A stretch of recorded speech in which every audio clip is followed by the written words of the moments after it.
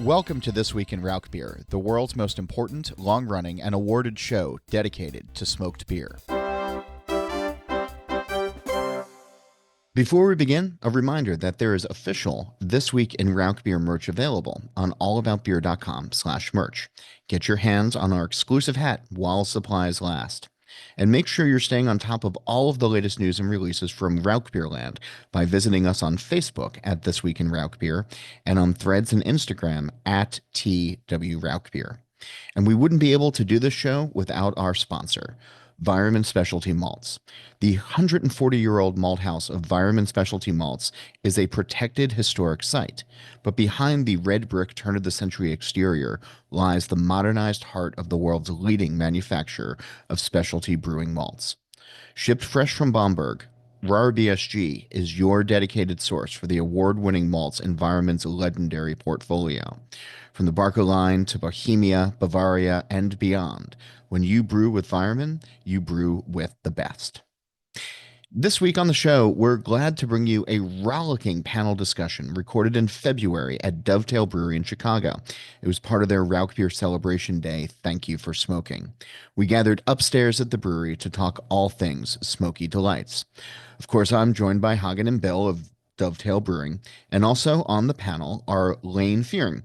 He's co-owner of Roaring Table. He received an associate's degree from Siebel in 2007, worked under Greg Browne at Mickey Finn's, and opened up his own shop in 2017. The head brewer at Roaring Table is Ryan Walker. He did the concise course at Siebel, worked for a local homebrew shop, and then started working at Roaring Table back in 2019. The aforementioned Greg Browne is the director of production at Geneva Lager Works in Geneva, Illinois. He's brewed at a number of Chicago area breweries since graduating from the Siebel Institute in 1996, including Goose Island, Fulton Street, Flatlanders Brewery, and again, the aforementioned Mickey Finn's Brewery. He's traveled extensively throughout Europe visiting brewers and drinking the classic beer styles at their source. He joined Art History Brewing upon its opening in May of 2020, where his focus has been classic styles, or what he likes to call normal beer. In 2022, Art History Brewing built a 20-barrel production brewery called Geneva Lager Works, which focuses on lager production. And then Cesar Marron of Sketchbook Brewing Company. He started brewing when he received an all-grain brewing kit as a gift from his wife and now business partner, Amy Wilkinson. When their oldest daughter was about 10 months old, passionate to learn more, he began to explore the science and processes behind brewing, even volunteering at microbreweries to gain experience. 4 years, 11 medals, and one Sam Adams long shot winner later, Cesar went pro as a founding partner of Sketchbook Brewing Company in Evanston, Illinois. His hands-on route began in his native Brazil, where his parents owned a butcher shop, and he ran all of the aspects of the business as a teenager, often working 6 days a week. For Cesar and his wife, who is an anthropologist and Evanston native, the global nature of beer and beer culture, the history, the myths, the legends are part of what they hope to bring to the tasting table. So, as you can tell from all of this, this was a very long panel table. Here's our discussion from Thank You for Smoking, recorded live at the Dovetail Brewery. Bill and Hagen, thanks for having us here. Walk us through the history of Thank You for Smoking. Thank You for Smoking. I meant to talk to JP about this. When was the first time we did it? I think it was 2017 in fall. Thank You for Smoking has been our annual celebration of smoked beer,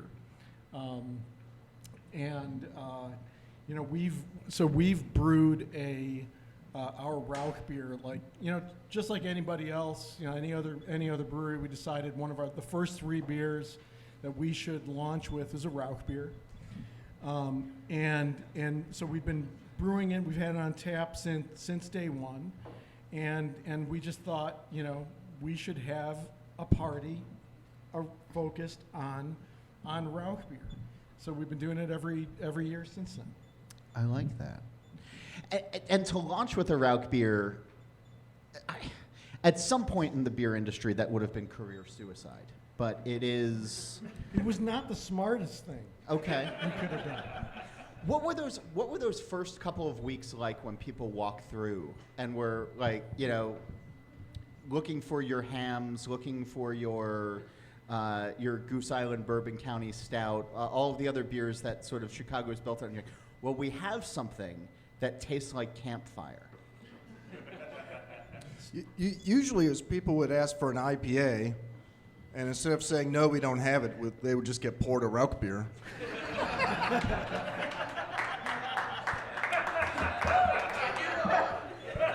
And they really liked it. And never saw them again. Yeah. It was really surprising. Like people would walk in, like who you wouldn't think would be interested in drinking drinking a Rauchbier, and we would ask them, well, what do you like? And they wanted something flavorful. A lot of the time it was like, well, I love porters. I do like darker beers. Well, you got to try this Rauchbier, and we'd give them a little taste, and they'd be like, oh, that's really good, and they would have one or two. So it was a really nice surprise. It was different out in accounts. If somebody was pouring our lager, and the buyer for whatever reason decided to bring in a keg of Rauchbier, that was basically an account killer. It would take like 3 weeks to go through the keg, and they might have been going through like 2 kegs a week or something. Right. But it would take 3 weeks to go through a keg, which I think everybody who's in the industry would probably know that is light speed for a Rauchbier. But they'd be like, God, people didn't like this one. Yeah, and then we have to change the line out afterwards. Right. Yeah. Right. Which is probably why it killed accounts a little bit. But so we didn't emphasize it outside of the brewery very much. I like that. How much Rauchbier do you guys push over the bar now at this point? For every IPA lover that comes through the door that leaves a smoky lover. We brew it. So we brew it 2 to 3 times a year, probably more like 3 times a year. So let's call it 36 half barrels per brew. So a pretty amazing amount through this through this tap room. Yeah. Yeah. Is there another brewery? I'm going to let you other guys talk in just a second, but is there another brewery in the U.S. that you think does as much Rauchbier over the bar as you guys do? I'm hard pressed to think of one that has made it at least like as much of the identity. Other folks like making who? Oh, Live Oak. Yeah, Live Oak probably. Yeah. So you guys started with one then, and then Cesar, you got your start in professional brewing. I got to know you because I was a judge at the Sam Adams Long Shot competition when you had a beer in as a home brewer, and you won for a Rauchbier. That's right. Yeah, and then you opened up, and then we met like later on down the line kind of thing. But like, do you look back at Rauchbier as helping you launch Sketchbook and what it would become? So I was just reminded by Hagen mentioning, I was like, wait a minute, did we also start with a Rauchbier? That's weird. So we did, and yes, it was the long shot contest it's a whole story of its own. I actually as a home brewer, I drove to Indianapolis to grab the last 3 bottles that I needed to send it to the finals, and made it. So like I think from a homebrew shop, you had to go get. It was the state festival that they do, and I sent the last a bit that I had, and then I got the call from the long shot contest at the time from Boston Beer Company. It's like, hey, you're in the finals. You need a few more bottles, and I was so excited, and I went upstairs and talked to my wife about it, and they went back downstairs at home, and I'm like, oh shit, I don't have any more. So kill that, right? Couldn't get that. So I started like going through my notes and said, like, why did I send this beer as a homebrew competition? And it was the Indiana State Fair. So I called around and explained the story, and the guy said, like, well, we'll try to find it, within this 1,500 cases that we have here.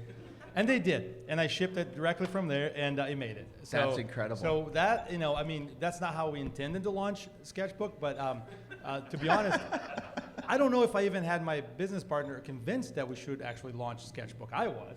Sure. But then when that came up, it was just sort of like a boost of confidence, going like, well, do this now, because you get a little bit of coverage. And I went around with the Boston Beer Company sales rep selling the six-pack, the two of the Gorgiskias with my face on it, which I still have a few bottles in. Oh, there. yeah. It looks good now because I looked a lot younger then. Yeah. I told them to change a few things they didn't on the image. It was fantastic. It was a great great foray into actually becoming a professional brewery. My love for smoke anything goes way beyond that. Campfires, yes. Yes. Not taking a shower after campfires for 3 days and going like, I love the smell. My bed smells like a fire. Doesn't bother me.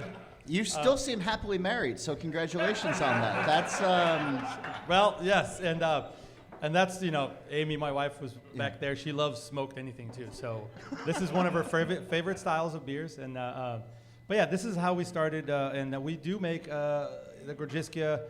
Which again, going back to why I even did that, I was really interested in. I was kind of bored brewing at home. I was like, what do I do now? And I wanted to get into water chemistry, and the water chemistry, changing our water to mimic the water from Gorgisk, the area where this beer was brewed back in the 14th, 15th century, was a challenge, and I took that challenge, and then that's where we are now. I like that. Hey, Greg, all the way down there. Sorry, I don't mean to, hello. You're back on the mountain time zone over there. So when you all started Art History in 2020, did you also launch with a Rauchbier? I know you focus on classic styles, and I think it was one of the original beers. Yeah. Yeah. Yeah. We started from the outset. We wanted to do classic styles, so that was definitely a part of it.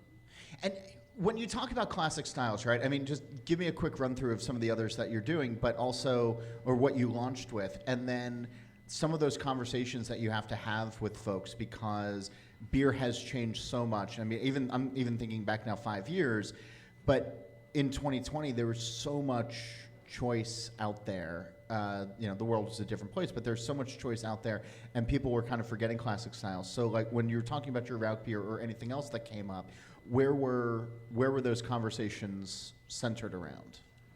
Well, I remember one of the other classic ones we decided to do was a Czech pale lager. And in my mind, I'm thinking, man, this is awesome. Nobody else in Chicago is doing Czech pale lager. And then we open, it's like there's 5 other breweries with a Czech pale lager. It's like brewers have this weird sort of ESP thing where someone thinks of it and it goes out into the ether and everybody else does it. And then we did a Czech dark lager. I'm like, okay, nobody else is doing Czech dark lager. It's like 5 other breweries are doing Czech dark lager. So I think it came back around. I think the hazy kind of style just burnt so many people out. Burnt their palates out, and I think 2020, people were kind of stuck at home, and they were kind of probably just bored with drinking overly hoppy beer, and their minds started to turn back to more of the classic stuff. And then the other stuff I like to do is the British ales Sure. too. I mean, just your classic like ESB, mild, just drinkable beer. And you could argue with Rauchbier is classically drinkable beer, but once your palate becomes accustomed to it, it really is very drinkable beer. Even something like the Schlenkel, even though it's a very smoky beer to the uninitiated, your palate gets used to it, and at the end of the day, it really is a drinkable beer. It's not overly filling. It doesn't just blind your palate.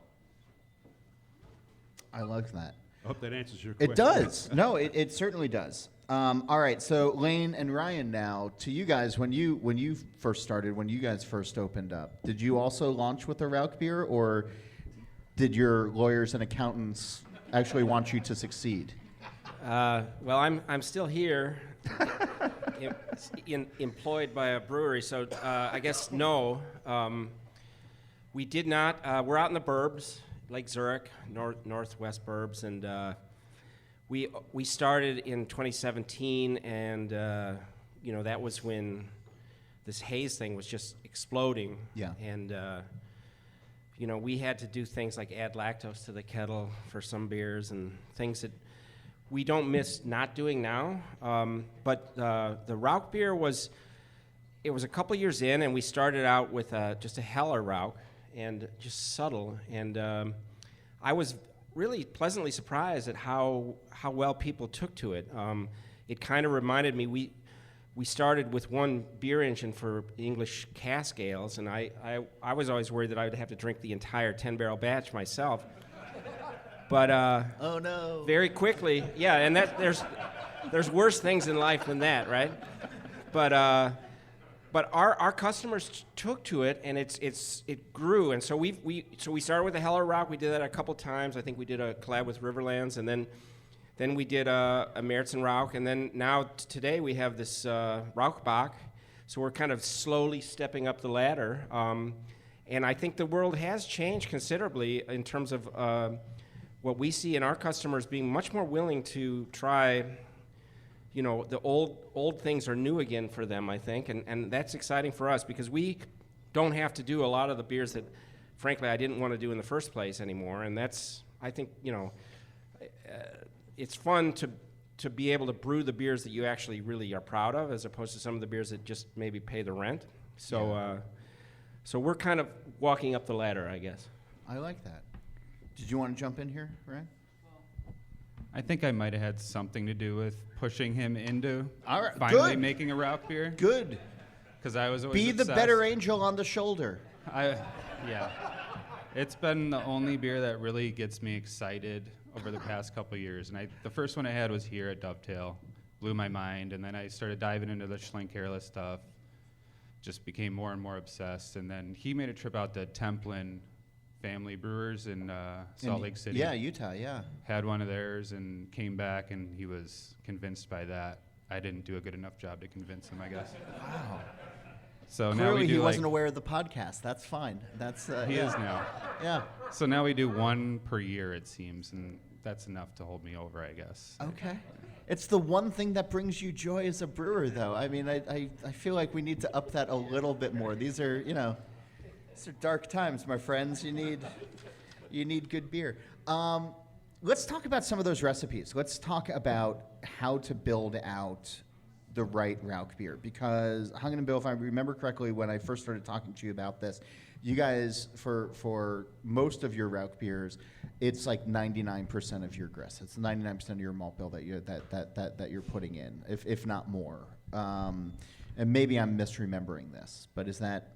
This is correct. That's correct, right? This is absolutely correct. Because then there's other folks who, and Greg, in some of your notes, you were talking about one of your recipes where it's about 42%. And then Cesar, you were talking about the importance of water chemistry as well. So I kind of want to just like jump around a little bit, and this is sort of like, for you brewers to jump in now of, what goes into making a Rauchbier of distinction, because everything that's on this two-sided menu here is, I'm sure, vetted by you guys. Everything that I've been tasting through so far, really good.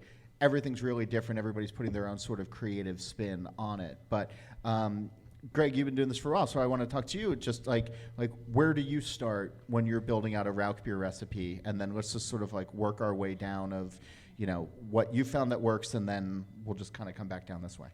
So I remember when the Wymans first started selling malt in America, this is early 2000s, something like that, they would come over and they had a recipe in their hand, like, this is how you make Rauchbier, it's 100% smoked malt. It's like, okay, but if it's 100%, how do you make it dark? How do you get that color? But of course, they just wanted to sell the Rauch malt. Right. So, to me, at about 20% Rauch malt, you can start to taste it. You can taste it pretty good. 15%, you sort of taste it a little bit. So the Fasten beer, this is about 20%. And then we do a smoked Helles, and then we do our regular sort of Rauch beer. That's at about 40%.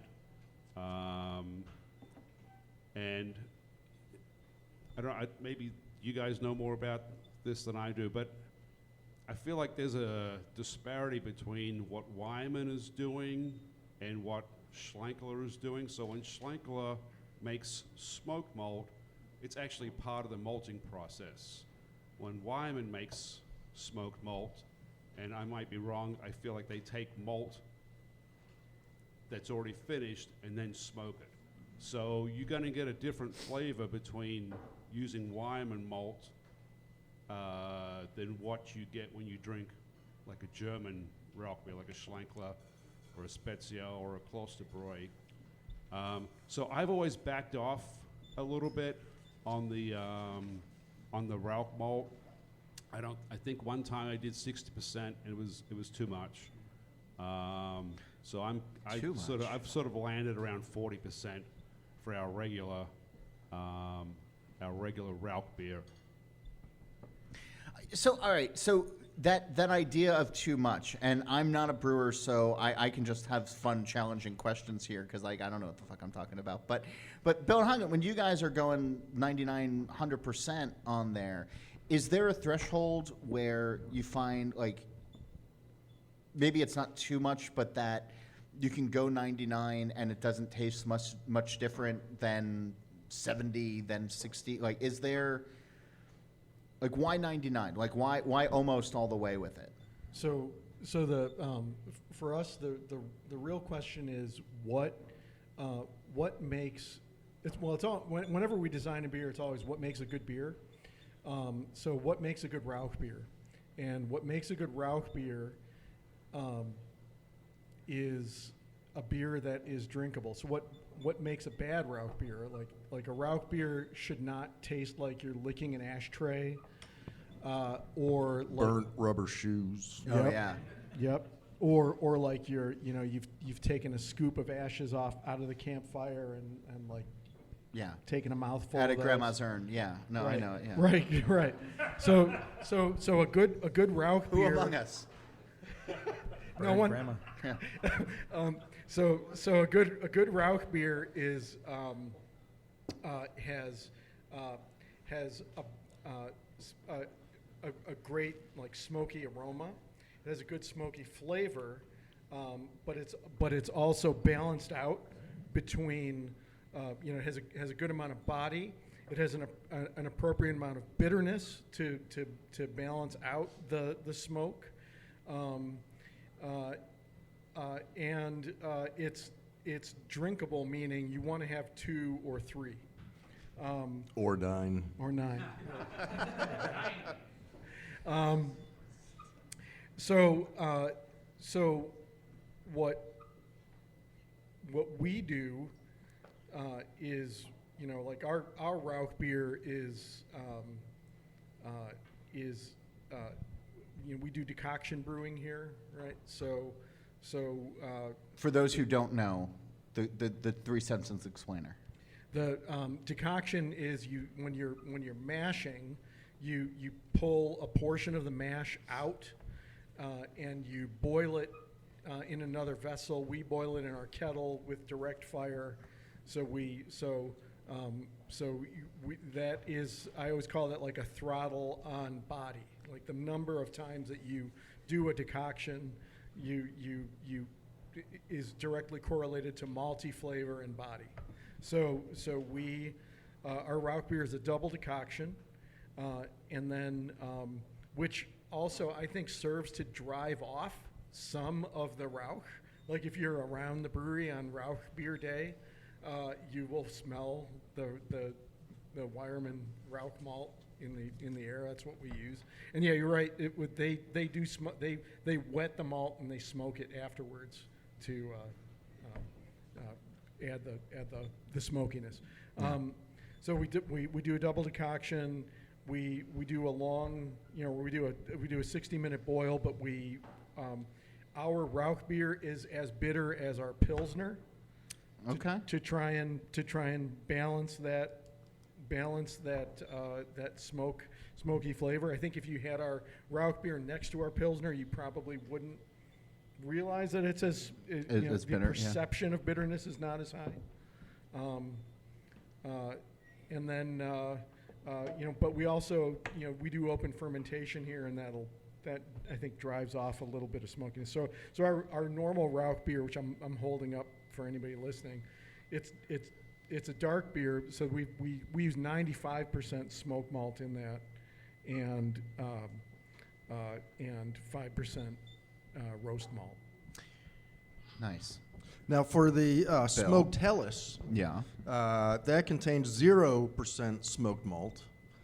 Just the yeast after we brew the Rauchbier, so that yeast uptakes that flavor from the beer and saves it. And so usually after a Rauchbier we don't use that yeast again unless we're making the smoked Helles, which then we use it, and then as it's doing its process, it releases that flavor. Yeah. And so it's no smoked malt in that one. Okay. Ryan, when you're allowed to be happy, when joy cometh on brew day, what's been your approach to building out a Rauchbier that is distinctly Roaring Tables, distinctly yours, and what you're ultimately, getting joy from at the end of the day? Yeah, I think Rauchbier is like maybe the only lager style that I think benefits from a little sweetness to it. And the way that we can build that without we're not able to decoct at our brewery. So we go for a higher mash temp to get it to finish, maybe a half to 1 Plato higher than our normal Helles or Märzen lager would finish. I just think when it's too attenuated, too dry, it comes off ashy and almost abrasive, kind of astringent. So a little bit of that sugar residual in the finished beer gives a more full, meaty, full Rauchbier flavor that I enjoy. That's what you're looking for. Yeah. That's part of it, yeah. So we'll use a slightly higher mash temp, just a couple degrees, and then maybe a little caramel malt. I think we use some Cara Munich 3, a Weirmann product, in the Bock that's on tap here today. It's also a higher starting gravity, so maybe shoot for a little higher gravity, starting gravity to finish a little higher as well. And then that seems to just kind of give it a more full smoke, sweet smoke, as opposed to dry, bitter, ashy kind of smoke. Okay. It's rare to say. I kind of want it to finish a little sweeter for a lager, but it actually works in Rauchbier, in my experience. Sure. I mean, the smoke, I think, lends itself to that in a lot of ways. Lynn, did you want to jump in on? Yeah. Well, I would say I agree with that, obviously, and so you're not fired. Wow. Wow.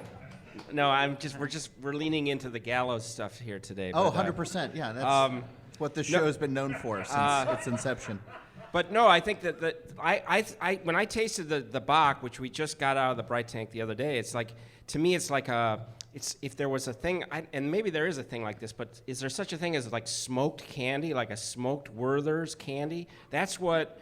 There and I can agree. be. I'm a dry lager guy, but like I think that with smoked beers, you need some sweetness to kind of round out, because the smoke can act the same way bittering can act, right? It can shift your perception of the body of the beer away from smooth, drinkable richness, and so having some sweetness there really helps, round it out and make it, to me, much more approachable. So after your palate adjusts a bit, you just have this kind of like pleasant, like a smoky, jolly ranchers thing going on, Yeah, So- I like that.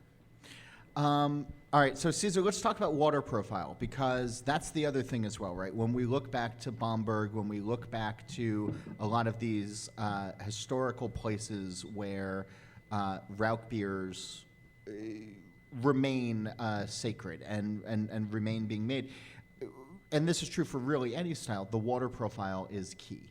And so for your Graditsky, what were you looking for to dial in the water profile to get it to where you wanted it to be?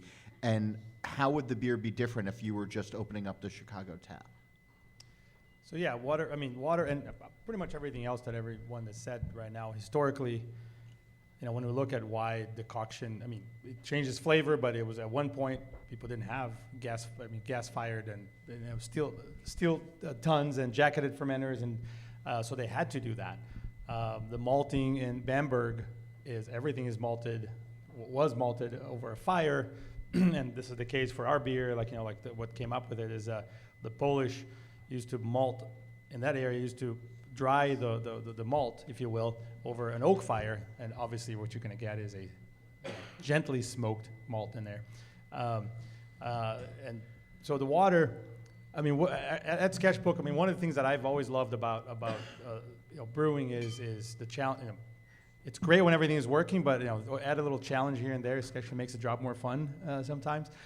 So we have a water profile for every single beer that we make. Now, obviously, if we're making IPAs, it's usually a water profile.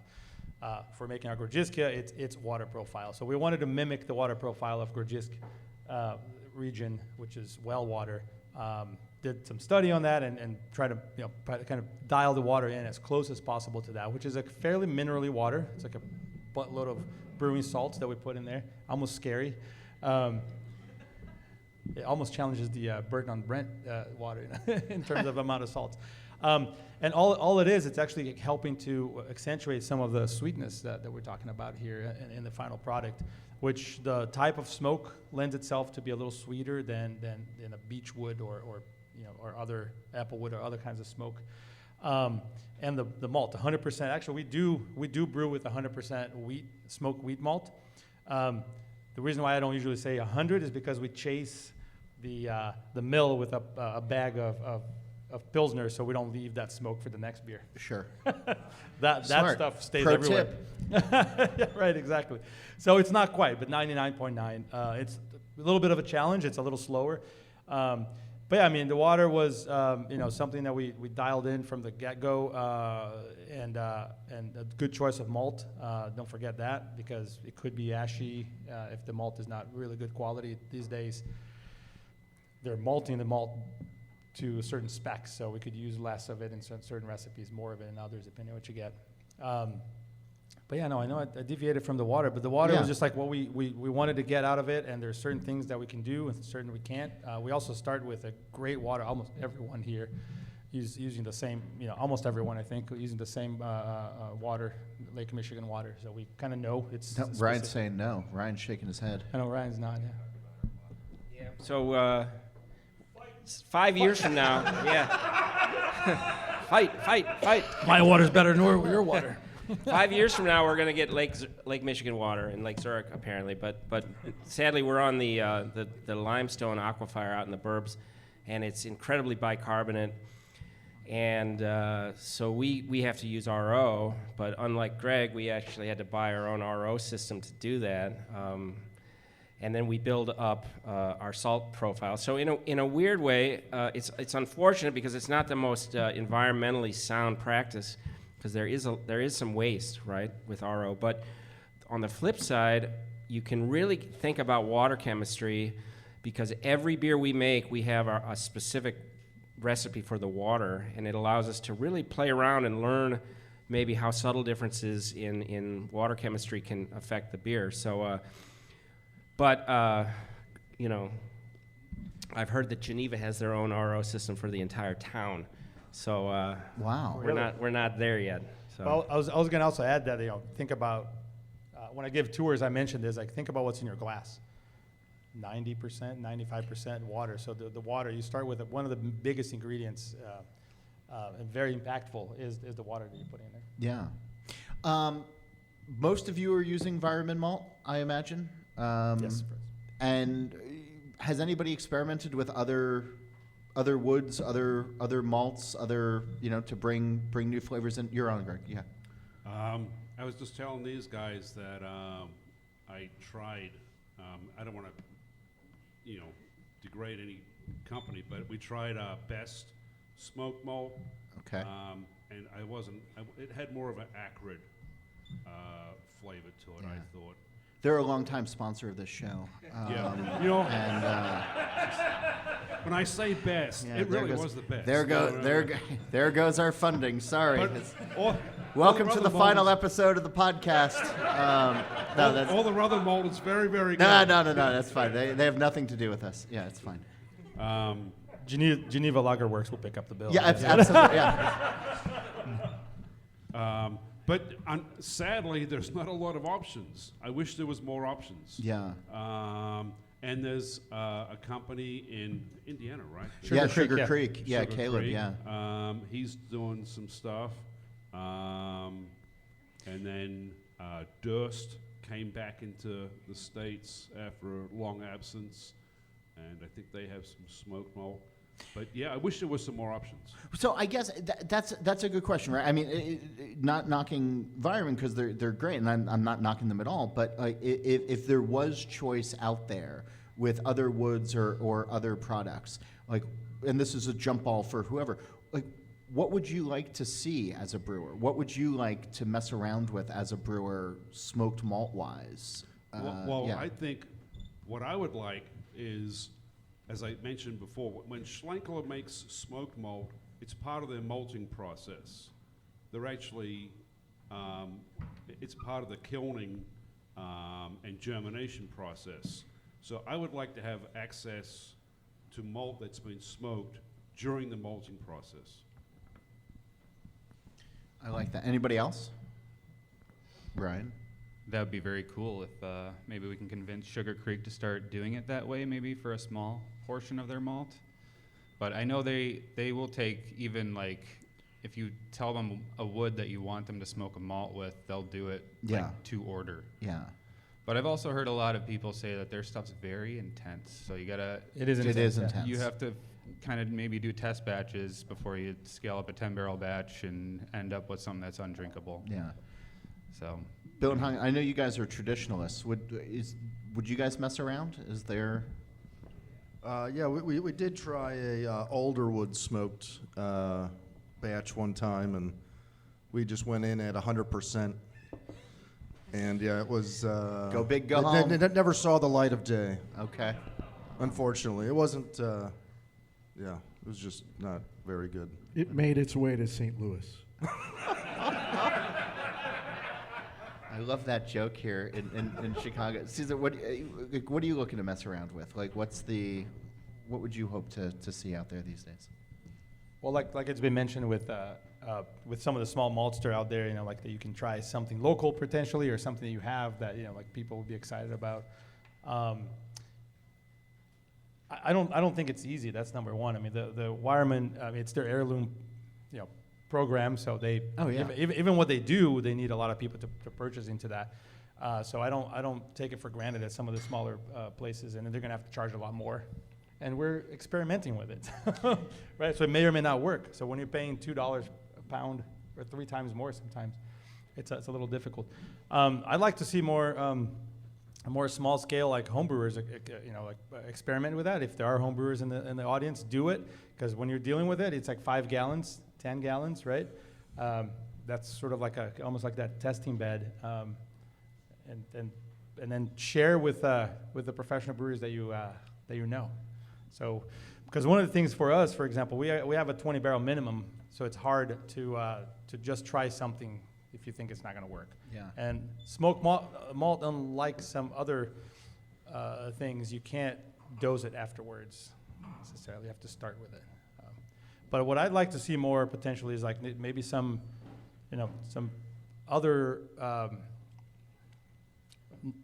not just wood, but like maybe some herbs and some other compounds being smoked and then into the malt.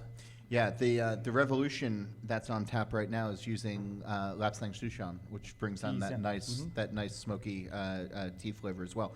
You want to jump in here though? Yeah, I was going to say, so one thing about us and Wireman and Smoke Malt is that we have great respect for Wireman and their dedication to it. So they've got this. Not only do they have this hometown dedication to making their Rauch malt, but you wouldn't be able to make a Grodziski if it wasn't for Wireman listening to the home brewers of Grodzisk and basically making smoked wheat malt for that style of beer.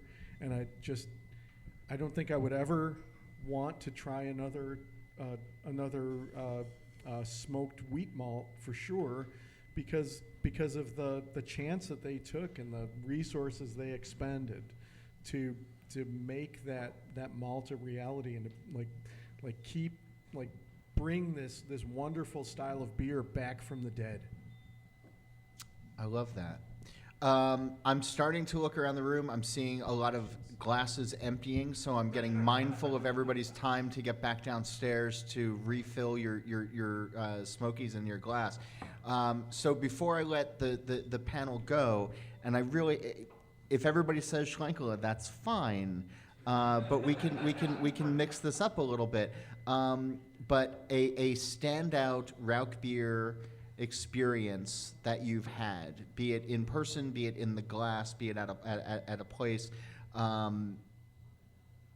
what would you like people to go out, and where would you like them to go to experience Smoky Delights in person on their taste buds, to get a rounder appreciation of this category that we all love so much? And Cesar, since you're next to me, I'm going to start with you.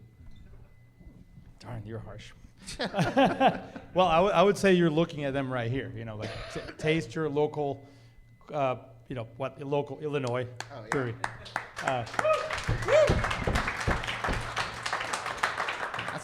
That's a good answer for early on. Yeah. And you're probably going to be smoked out by then. So. Yeah. Bill, what's your? Well, I would have to go with the Schlenkerla, 'cause that's where my first experience with smoked beer was. It was rainy, hazy, foggy morning, Sunday, in the 9 a.m. Drinking some Rauchbier, and it was just really put a nice memory in my heart, and allowed us to make smoked beer here at Dovetail. I like that. Hagen. So, I too love Schlenkerla, but if you ever find yourself in Bamberg on a Sunday morning like today, you have to go for breakfast to Brauerei Spezial and have this thing called this plate for breakfast. It's a sausage plate called Blaue Zipfel. It's a sausage that is stewed in a mix of vinegar, water, and onions. And then you have that with a nice Spezial Rauchbier, and it's one of the best things you'll ever have on a Sunday morning. I love that. Lane? Well, I am definitely not an expert in Rauchbier. I enjoy it, and we've made 4 or 5 versions of it so far. But I recall last year being in this room. It was a lot colder that day, but Schlenkerla had a special, I think it was a Schwarzbier maybe? Was there a black lager? Yeah.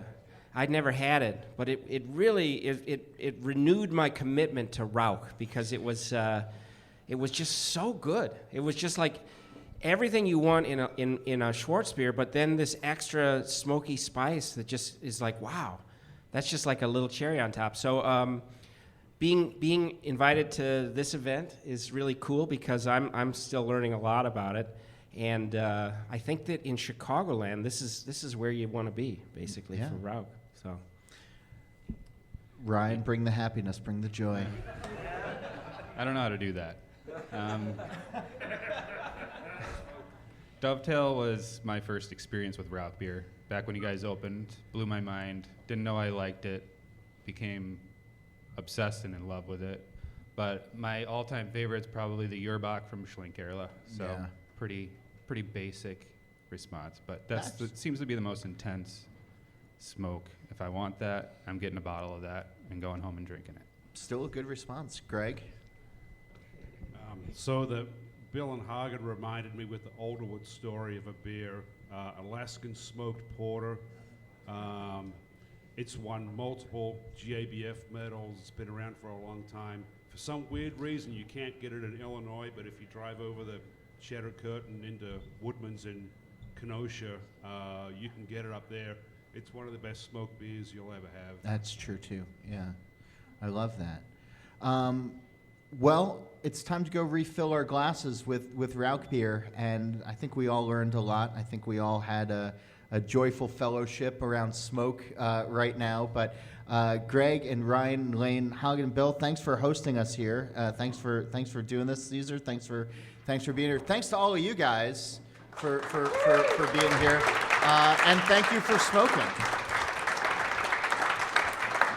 Thanks again to everyone who came out and participated, and thanks to this episode's sponsor, Weyermann Specialty Malts. The 140-year-old malt house of Weyermann Specialty Malts is a protected historic site, but behind the red brick turn-of-the-century exterior lies the modernized heart of the world's leading manufacturer of specialty brewing malts. Shipped fresh from Bamberg, Rauchbier is your dedicated source for the award-winning malts in Weyermann's legendary portfolio. From the Barca line to Bohemia, Bavaria, and beyond, when you brew with Weyermann, you brew with the best. It has been a few weeks, as you dear listeners might have noticed, since we've had the privilege of Bart Watson being on the show. If you pay attention to the larger beer world, you'll know that he was promoted at the Brewers Association, where he is now the president and CEO, and we gave him some space to settle in. Bart, welcome back to the show. It's been a couple of weeks, and I imagine that as you've gotten settled in, you have set up, if not weekly, definitely daily conversations among Brewer Association staff and members about how to best be promoting Rauchbier in the craft beer space. Is that accurate?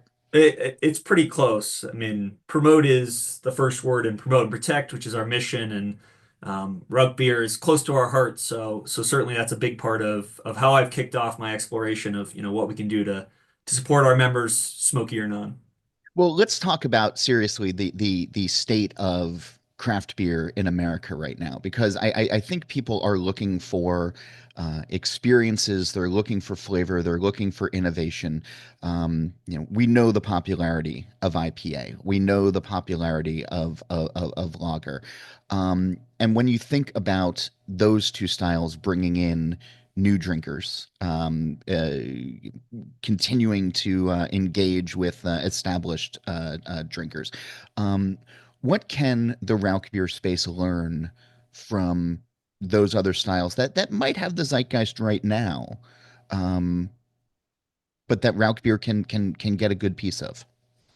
Well, I think you've already touched on some of the key words. When we think about what's going on in not just beer, not just craft beer, but beverage alcohol, it's flavor, it's variety, and then it's that experience, that story. And when I think about a smoked beer, flavor, I mean, in spades, check. Variety, tons of different styles. I mean, smoke can be added to anything. One of the things in my early conversations at the Brewers Association is looking at our categories, and we've got one GABF category for smoked beer. When how many sub styles are there out there? Maybe that's one we look at, spreading those out, helping promote those sub varieties a little bit more. And then finally that provenance, that story, that the romance, bringing that back. I mean, that's something that people are looking for, and I think certainly that's a place where we should be thinking about how Rauchbier can play, and bringing some of those drinkers who have maybe moved to other categories back into our category. You mentioned the GABF, the Great American Beer Festival, and it occurs to me you all have made some significant changes in the last couple of years. Last year, there were new areas introduced, including an Oktoberfest area, which is fun. Why not a Bamberg one? Great thought. Yeah, why does Munich get all the love in fall time? And we only have blue and white checks up there. I think I don't want to get ahead of myself, and I want to let our events team do what they're doing. But I think you're already thinking about some of the ideas we're thinking about. Yeah, everybody wants to take a trip to Bamberg come September, October, and get some beautiful smokiness with their fall foods. So I think that's some of the stuff we're thinking about. I also think there's great opportunities for pollination as we bring in new categories. Cider hasn't really played with smoke much, so can we see more overlaps and creativity come out of the festival? One thing I'm looking for this fall, and one thing I'm excited to see. Well, we're going to be excited to follow along with you. And congratulations on the new post. Thank you for pushing Rauchbier forward on the national stage. Without advocates like you, it wouldn't be possible. Bart Watson, the president and CEO of the Brewers Association, welcome back. Thanks again. Thanks, John. And thanks to this episode's sponsor, Weyermann Specialty Malts. The 140-year-old malt house of Weyermann Specialty Malts is a protected historic site. But behind the red brick, turn-of-the-century exterior lies the modernized heart of the world's leading manufacturer of specialty brewing malts. Shipped fresh from Bamberg, RAR-BSG is your dedicated source for the award-winning malts in Weyermann's legendary portfolio. From the Barker line to Bohemia, Bavaria, and beyond, when you brew with Weyermann, you brew with the best. And that, my friends, is the end of our show for this week. Tell me about your favorite Rauchbier. You can email me. It's John Hall, that's JOHNHOLL, at allaboutbeer.com. Be sure to go visit allaboutbeer.com as well. A reminder, join the This Week in Rauchbier Facebook group. You can follow us on Threads and Instagram at TWRauchbier. Merch is also available on our website. That's allaboutbeer.com/merch. And every order helps keep us on the air week after week. Thank you, as always, for tuning in, for your telegrams of support, for your willingness to indulge on this first day of April 2025. And for now, stay safe, look out for one another, and drink that smoke if you've got it. Good night.